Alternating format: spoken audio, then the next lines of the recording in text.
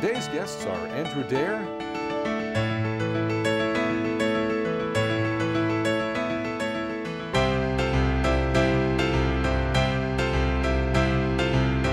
and Henry Daniell.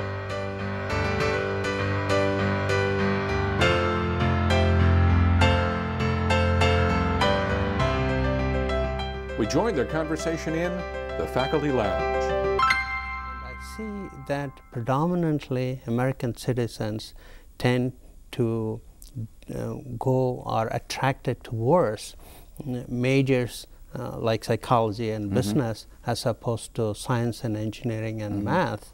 And but the way the monuments of technology advancement in the U.S., if you live in Florida, you see Kennedy Space Center, you know, you go to Seattle, you see Microsoft. I mean, you see the world, the giants of technology evolving from here, and yet the choice of the education seems to be more towards psychology, including Florida. The highest number of graduates is in psychology.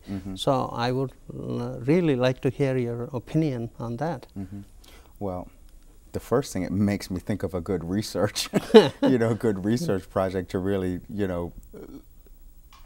take a group of immigrants or folks that have come here from another country, maybe college freshmen, and, look at a group of, U.S. citizens, folks that were born and raised here, and kind of, examine what attracted them to their particular field.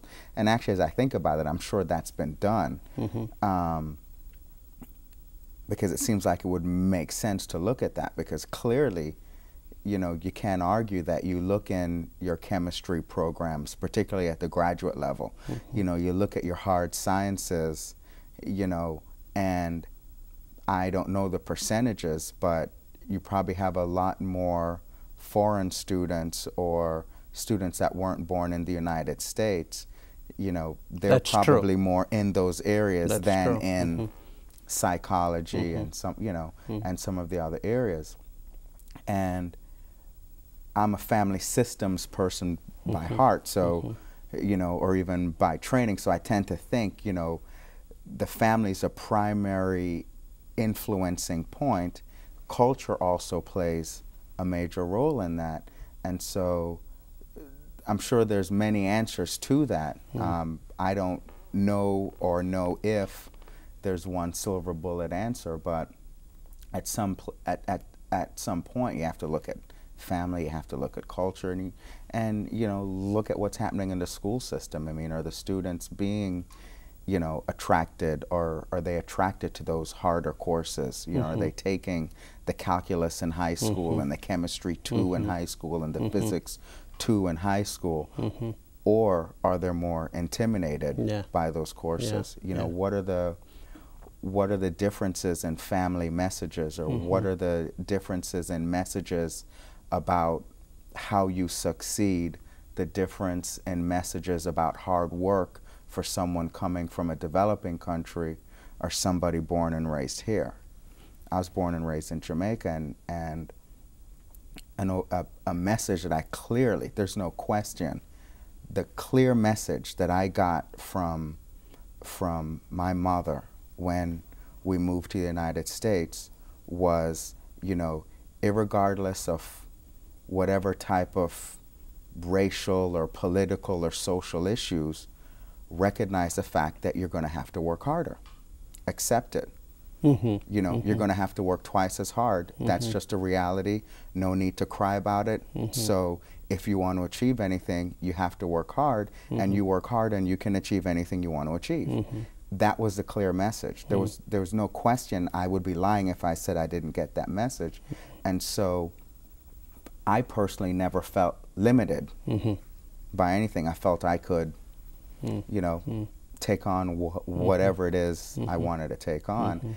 And I don't know if the average, American-born child is getting that message that you can do anything. And also, and I don't know if this is moving into politics, and we all, you know, we know what happens with conversations about politics and religion, you know, but my perception, or I wouldn't say perception, but in talking to friends, you know, who are from different islands in the Caribbean, I've, you know, spoken to some African students and students from other countries and other developing countries. One clear difference that I see, that's a cultural difference, and is that you play a greater role in your success than the institutions around you. And I suspect that the messages, or I don't know, I think the messages that many folks get here is the institutions around you play a more critical role than you yourself in your success. And so you look at how some people, you know, in the 70s, there was a mass exodus of people from Jamaica to the United States. You look at Cuba, you know, you look at how some immigrants come to the United States, it's almost, you know, dad or brother or somebody comes over on their own, they get established, and then they bring everybody. And so there's almost this one person can achieve it and then bring everybody, whereas I sense in American culture, it's like we all have to move at the same time. I don't know. So that's something that I've always wondered. I think it gets into some hot topics. Yeah, you know, actually, Governor Bush actually commented on the number of psychology graduates, and he said he has nothing against psychology, but he was wondering why can't we graduate in target areas, you know, more science or more specific targets that would, you know, provide jobs. Also, as a society, is it possible that there is very little attention, even though there are these monuments? You know, you go to Seattle, you see Boeing. I mean, we make planes for all over the world. You know, Americans landed on the moon. You know, we have all these success stories. And in biotechnology, United States now plants 90% of the genetically modified crops. Again, technology-wise, U.S. is way ahead than any other country. But in the society, there are very little role models that are given importance in those. For example, if you take sports, it's Michael Jordan or Charles Barkley. You know, you have all these wonderful role models. Maybe they gravitate more towards sports, but you rarely see science playing any significant role in political policies, in national policies, or even U.S. has the most number of Nobel laureates in the world, and yet you ask anybody around you, can you name a Nobel laureate? Probably they wouldn't. And so is that something that's lacking in the society? And that's a very good point. I joke with my wife that, you know, I should have been a pop singer if I wanted to really impact people. You know, nobody cares about Andrew, you know, the faculty member, researcher at UCF, or Henry. I mean, look at all the, you know, the great stuff that you're doing as far as, you know, inexpensive medications for third world countries. Well, sorry to disappoint you, you're not going to be on MTV. They're not going to make a reality show about, you know, the life of Henry. You know, and that plays a big part in American culture. You can't, in my opinion, you can't ignore what's happening during adolescence and then complain about what's happening in adulthood. And I think I'm not a fan of censorship from a political level, but I am a fan of censorship as a parent. I will control what my children will watch on TV. And I think I'll actually take a position on this one. You know, I think that there are people out there that will say, I will let my kids watch whatever they want to watch on TV, and now somebody fixed the problem because how they are as an adult. Yeah. Yeah. And so I think I really place a lot of responsibility on parents. You know, I've got a 4-year-old and I have a 3-year-old. You know, when my wife and I come home from work, you know, we both work there in preschool during the days, we can turn on the TV and watch TV till everybody in the household falls asleep, or we could take some time and maybe read a book to them. It's our choice as parents. But if you make that choice, because the research is clear, I mean, the research is so clear on the impact of what parents do with kids, particularly reading. I mean, that's probably the closest thing we have to a silver bullet is reading. Yes. Particularly when they say, you know, reading helps with math. You know, kids that read do better in math. That's the closest thing to a silver bullet.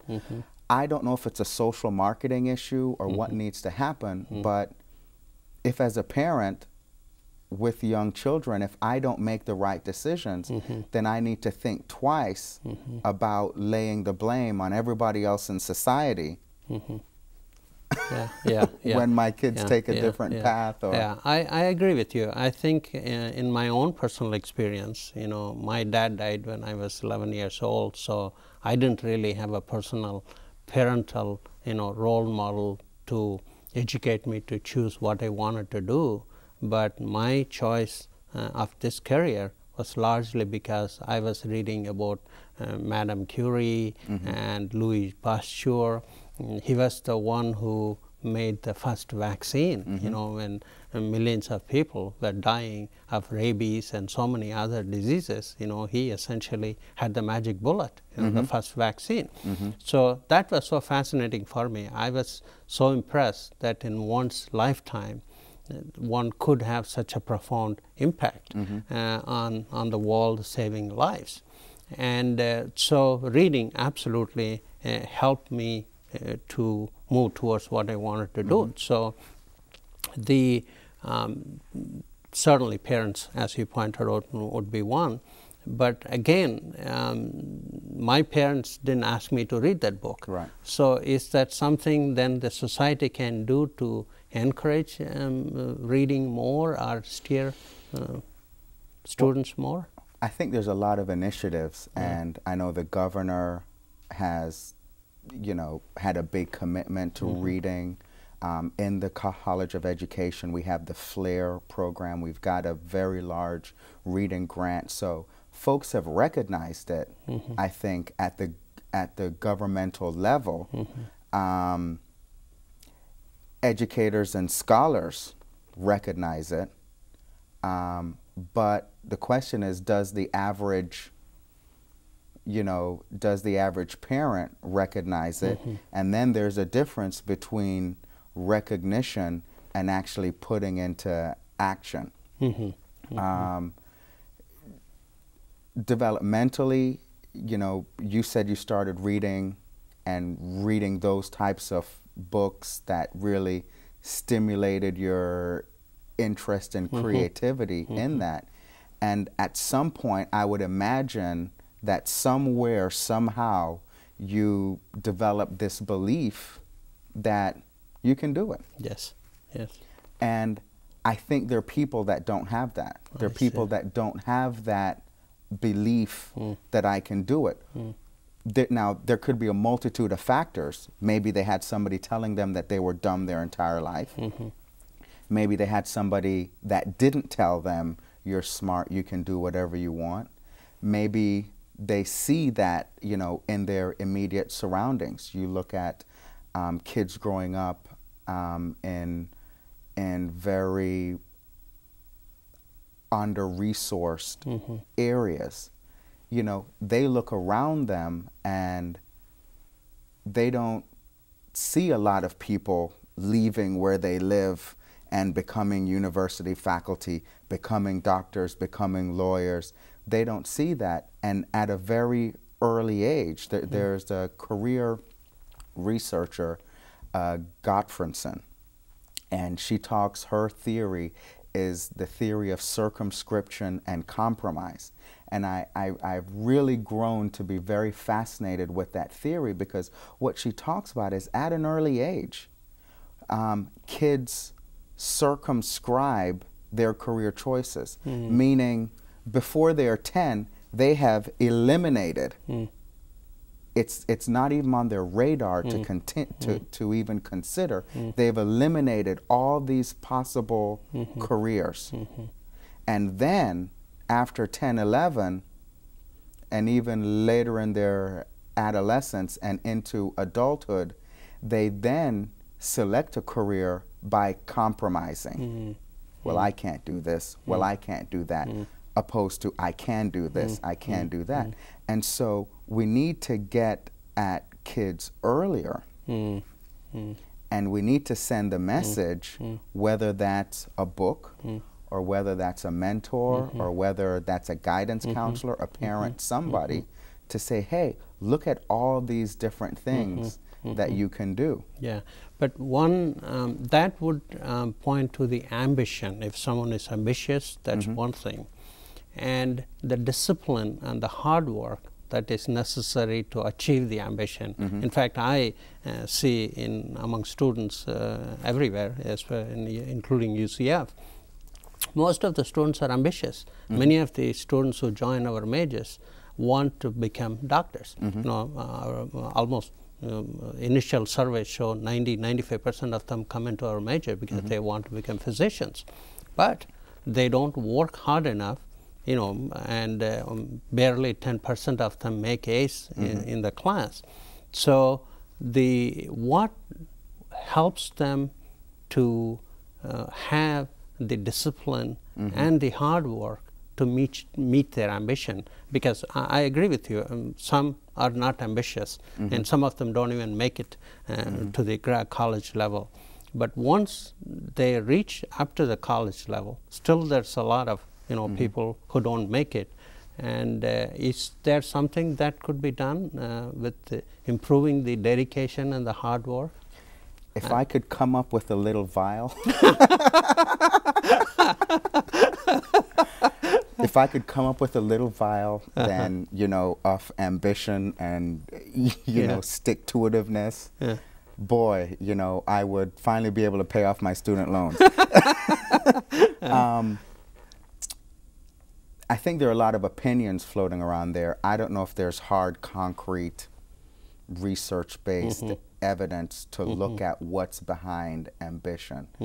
I can give some, I don't want to say opinion, but maybe informed opinion on that. I think our culture has shifted in a manner to where you don't necessarily have to work as hard to get what you want. Exactly. If you're playing a video game, if the average 10, 11-year-old is playing a video game, if it's too hard, what does that person do? They discard it and they get another game. If you go to McDonald's and the line in the drive-thru is too long, what do? You drive, and on the next block there's a McDonald's or a Burger King or an Arby's or a Taco Bell or whatever. And so, if you don't like what you're watching on TV, you go to the other 170 or 200 channels you have. So my opinion is that I think we have created a society where there's not, I don't want to say there's not value in hard work, but hard work seems even harder. Yes. A colleague and I, we have a federal grant. It's a grant that is looking at premarital couples and marital intervention. And it's part of kind of a nationwide federal initiative on, healthy, stable families and healthy marriages and things of that nature. And one of the things that I've been fascinated with is talking to people who have been married for a long time. And we know the divorce rate is very high. And I'm going to kind of complete the loop here. Yeah. We know the divorce rate is very high. It's, you know, I think it's about 60% in Florida, 62%, and about 55% nationally. Is Florida higher than the national average? Florida is higher than the national average. Are there regional differences? I don't know about regional differences, but I know Florida is higher. And there's a real strong commitment in Florida to address that issue. And one of the things that I'm finding, and you know, they're finding in research, is talk to someone that's been married for over 20 years. And what they tell you is they have had numerous points in their marriage where they're like, I've had enough. You know, I'm through. I'm done with it. But somehow it's hard, but they go through it. Yes. So we're not even talking about education. I believe we're talking about something that plays a role. I don't think it's the one main only issue, but something that plays a role in every aspect of our lives, including how we go about marriages. If I don't like this wife, I'll get another wife. If it gets a little difficult with this husband, I'll get another husband. You know, if I want to be in a particular field and it gets too hard, I'll just go to this field. You know, if I can't decide on a major, you know, I'll follow the masses. Yes. You know, what do people perceive will be easier? What would be? So I just think there's a general culture of, you know, hard work. And I don't know if coming from, you're from India, I'm from Jamaica, things are different in those countries. You have to work a little harder for everything. So I don't know if that plays a role. Maybe that's a very important point, because students who don't do well, when I ask them why are you not at the top 10% of the class, oftentimes they say, boy, this is a lot harder than you know what I thought. But that so a combination of ambition and hard work and commitment, I guess all combined, you know, really is, I guess, the formula, but can't put it in a bottle. Can't put it in a bottle. But your experiences are going to shape your perceptions, because really we all are just living through perceptions, you know, and so our experiences are going to shape that. So you have somebody, let's say, that grew up on a farm. You know, that person that grew up on a farm that had to get up at 5:30 in the morning to milk the cows and plow the field, or I didn't grow up on a farm, so I don't know what they do. You know, but I imagine that those folks are probably, and I'm guessing here, less inclined to hire somebody to mow their yard. Because perceptual, it's not going to seem that difficult. Whereas somebody who grew up in Manhattan or grew up in the city moves down to Florida, you know, finds one of the last remaining non-zero lot line properties to buy their house, they're probably going to hire a lawn service. But we all moved here because we admired America for its work ethic, America for its achievement, you know, being one of the most advanced country in the world in technology and so many other areas. So is this image, obviously hard work, I mean, putting man on the moon and all these things didn't happen without hard work, without commitment, you know. So is there a shift in the significance to such high goals, such lofty ideas? Is that happening, or is that just a perception? I think it's happening simply because you can look at the numbers. Walk into, you know, it's all, I'm trying to think how you can have this conversation without saying, you know, this field is harder, but I think it's fair to say that molecular biology, that getting a master's degree in molecular biology academically is could be seen as more challenging than getting a master's in some other discipline. I think that's a fair statement without knocking another discipline. But is it, I mean, we are still, you know, U.S. In biotechnology, molecular biology, U.S. still is the foremost country in the world. I mean, we have the most number of scientists still. So as a, still, we are supplying insulin to the rest of the world. You know, we are still the leader. And so is it possible that there is some complacency because no matter what, we are ahead, and therefore, why do we care? It's happening anyway. So, is that some complacency about that? You know, I would think there is. I mean, because yeah, we've got the most researchers in that area, but then what if you do a demographic breakdown of those researchers? That's right. Yeah. You know, probably a decent percentage are coming from other countries. Exactly. So it's, you know, what has to happen for, you know, for folks who are born and raised here to begin to embrace technology and embrace some of the harder sciences. And I think that's a challenging question.